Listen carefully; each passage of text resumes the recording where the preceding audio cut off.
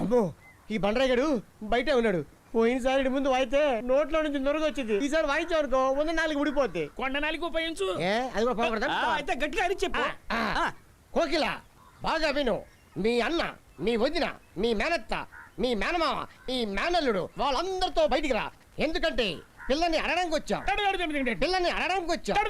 పిల్లని అడడానికి వచ్చాం. ఏ బూరా, ఏంటి సంక్రాంతికి గంగిరెద్దుతో వచ్చినట్టు వచ్చావు? పిల్లని అడగడానికి ఎంత ధైర్యం నీకు? మేమెవరో తెలుసా? తరతరాలుగా ఈ ఊరి పెద్ద మనుషులం. శుభకార్యం గురించి మాట్లాడడానికి వస్తే తాతలు తరాలంటావేటి?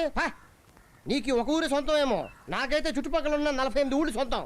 48 ఊళ్ళు ఎక్కడున్నాయి? ఆ ఒకటి తగ్గించుకో. అయినా ఎన్ని ఇప్పుడు అవసరమా? నా వెనకాల ఎంతమంది ఉన్నారో చూడు.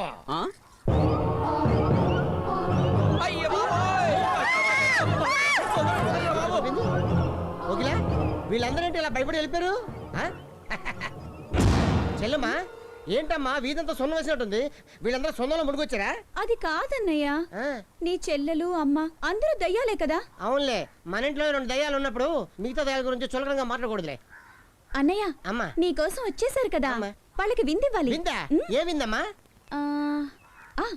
50 కుండిగల నిండా తాగడానికి రక్తం కావాలి. రక్తమా? రాజా వచ్చేసావా మోహిని? నీ పగ చల్లారిందా? నా పగ చల్లారింది, కానీ తాపాగ్ని రగులుతోంది. నేను తలుచుకుంటే ఆ అగ్ని కూడా చల్లారుతుంది.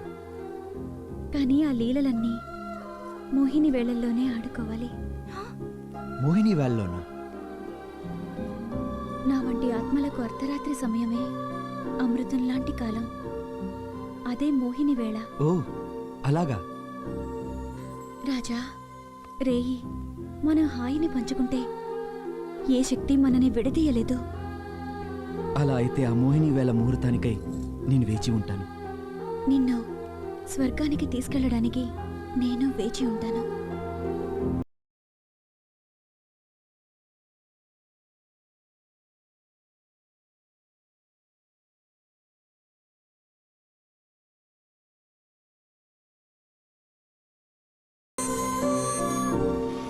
మోహిని వేళ ఆరంభమైంది. నా వల్ల రాజా గనక పడితే ఇక స్వర్గమే.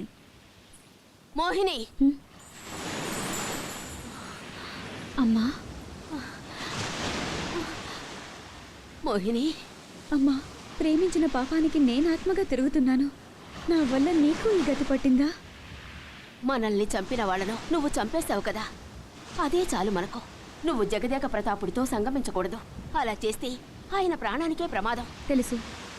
ఈ ఆత్మరూపంతో పురుషుని శరీరం కలిస్తే తక్షణమే మరణం. తెలిసే చేస్తున్నావా? రాజాతో నేను బతకాలి అంటే అతను చావాలి.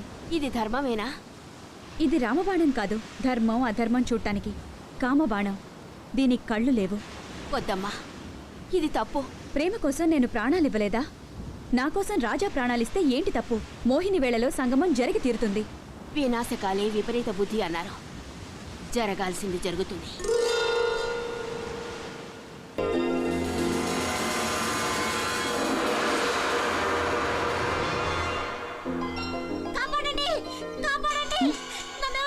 ఏమైంది?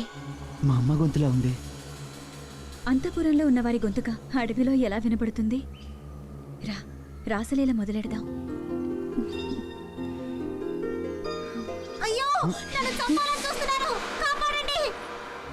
సందేహం లేదు, ఇది మా అమ్మ గొంతుకే. ఆమె ఏదో ప్రమాదంలో ఉంది. అదంతా నీ భ్రమ.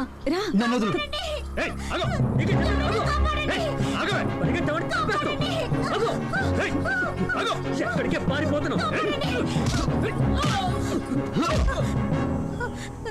జగన్. అమ్మా, ఏమిటి విచిత్రం? నువ్వెందుకు అడవిలోకి వచ్చావు? వాళ్ళెందుకు నిన్ను చంపబోయారు?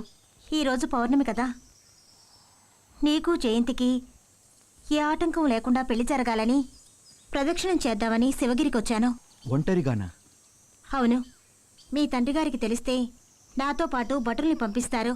నేను ప్రశాంతంగా ప్రదక్షిణ చేయలేను. అందుకే ఎవరితోనూ చెప్పకుండా వచ్చాను. కానీ నేను మహారాణినని తెలియక ఆ దొంగలు నా నగలు దోచుకోవడానికి వెంటపడ్డారు. అదృష్టవశాత్తు ఆ సర్వేశ్వరుడు సమయానికి నిన్ను పంపించాడు. లేదంటే నా ప్రాణానికి ప్రమాదం జరిగేది. సరే సరే, నాతో పాట్రా, శివగిరికి వెళదాం. నేనా? అమ్మా, నీకు పట్టిన దోషం పోవాలి అంటే నువ్వు ఖచ్చితంగా గిరి ప్రదక్షిణ చేయాల్సింది.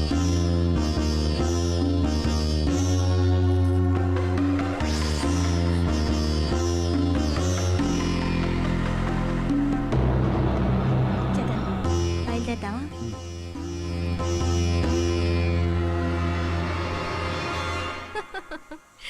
సబాష్, నేను చెప్పినట్టుగానే బాగా నటించారు. మీ నటనకు మెచ్చి ఈ వరహాలను బహుమతిగా ఇస్తున్నాను. అయితే ఇక్కడ జరిగింది ఎవ్వరికీ తెలియకూడదు. కోకిల, ఇవాళ ఎలాగైనా సరే నీ మెళ్ళో తాళి కట్టేస్తా, కాసుకో. మావా, నువ్వు కూడా కాసుకో.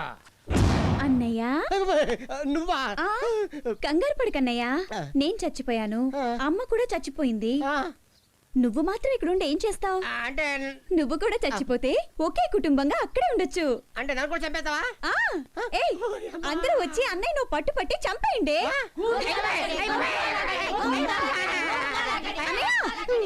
అన్నయ్య, ఎక్కడికి వెళ్తావు అన్నయ్య? అన్నయ్య, ఏమైందండి? మా చెల్లి నన్ను చంపేయడానికి చూస్తుంది, ఏం చేయను? అయితే వెంటనే తాళి కట్టేయండి, అప్పుడేం చేయలేదు. అవునా? అయితే పోయి కట్టేస్తా. ఇదిగో, తెచ్చా. కట్టేస్తారా? కట్టేస్తారా? కట్టేసా. ఇప్పుడేం చేయట్లేదు. ఇదిగో తాళి కట్టేసా. తాళి కట్టేశావా? మీ పెళ్లి చేయడానికి నేను ఈ నాటకం ఆడాను. నాటకమా? ఓసిని, ఈ మొక్క ముందు చెప్పుంటే ఇంత దూరం పరిగెత్తవాడిని కాదు కదా. మీరు సంతోషంగా జీవించండి. అమ్మయ్య, వెళ్ళిపోయింది. పద, లోపలికి వెళ్దాం. పట్టపగలా? దానికి పగలేదు, రాత్రి లేదు. పద, 3 నెలలు ఇద్దరు కోళ్ళ. ఏదో రకంగా జగన్ని ఆ మోహిని నుంచి ఒక్కరోజు కాపాడగలిగాం. కానీ నాగపంచమి వరకు దాని నుంచి జగన్ ఎలా కాపాడాలో నాకేం అర్థం కావడం లేదు. దిగులు పడకత్తయ్య, ఇక నుంచి ఆ దెయ్యం నా జగన్ని ఏమీ చేయలేదు. దానికి ఒక శాశ్వత పరిష్కారాన్ని కనిపెట్టాను.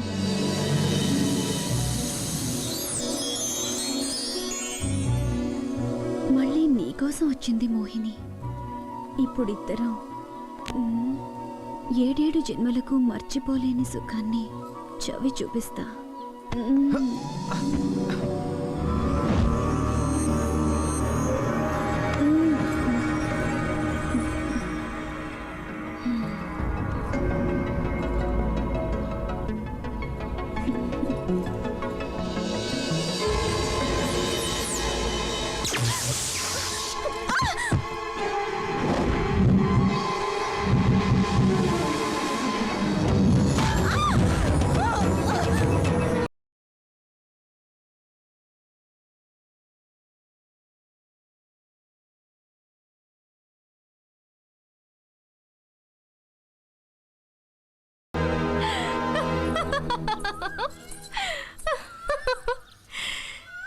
దయ్యాల జిత్తులు రాజపుత్రుడి వద్ద ఫలించవచ్చు, పవనపుత్రుడి వద్ద ఫలించవు. ముయ్యి నోరు.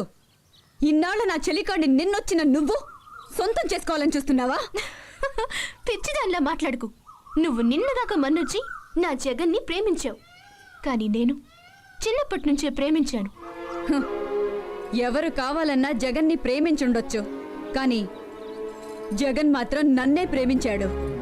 జగన్ నా సొంతం కాదంటే చేస్తాను నిన్నంతం. ఏంటి బెదిరిస్తున్నావా? నీది దుష్ట శక్తి, నా కండగా ఉంది దైవశక్తి. ఆ శక్తి ముందు నీ యుక్తి పని చెయ్యదు. అదే చూస్తానులే.